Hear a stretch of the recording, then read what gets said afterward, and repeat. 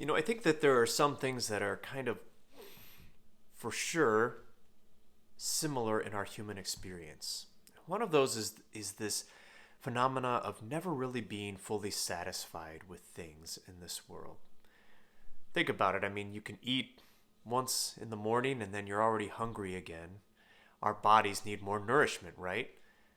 But also it goes with our likes and our dislikes and our tastes on things. So, at one point in my life, my favorite show was Arthur, and I still like it a lot, and it's an animated TV show, but I have different TV shows. And even nowadays, TV doesn't satisfy the way it used to when I was a teenager or even in my 20s. It just doesn't appeal in the same way.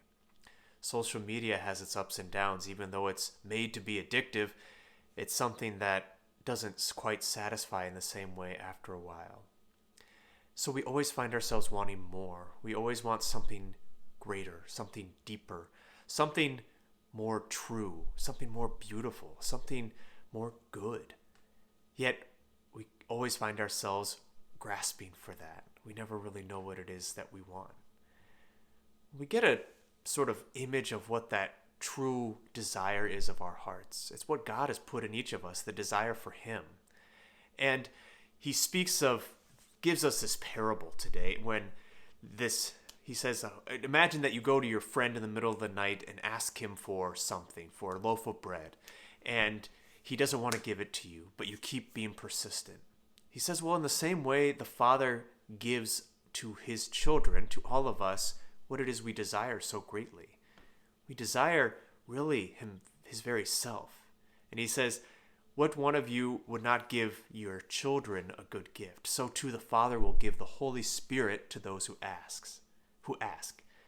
It's what we desire more than anything is the Holy Spirit, which has been given to us if we've been baptized, if we've been confirmed. Yet we somehow, in a way, have to ask for more. We have to ask the Lord to help us stir that gift up. Ask Him to help us to go into that place rather than to seek all of these desires in other places. And it's only through the power of the Holy Spirit that we can truly know the goodness of God.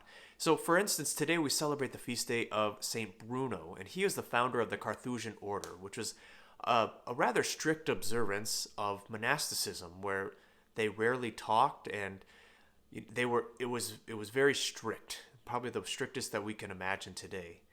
Yet he was a very joyful person, and he was very wise. He even helped the Pope with the affairs of the church at one point.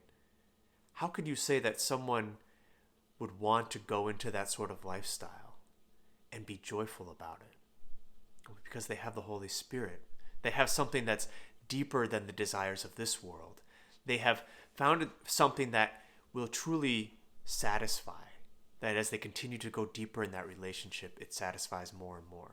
And St. Paul today, he says, oh, stupid Galatians, because they've traded the Holy Spirit that they've received from Him, they've traded the true gospel for this false gospel that seems to put all of the emphasis on the law and on doing things rather than really knowing God.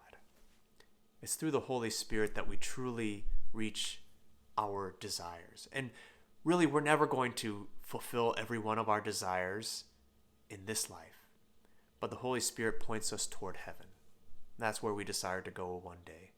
Let's ask the Holy Spirit today and the intercession of St. Bruno that we might desire God more than anything else, so that we might live with Him forever.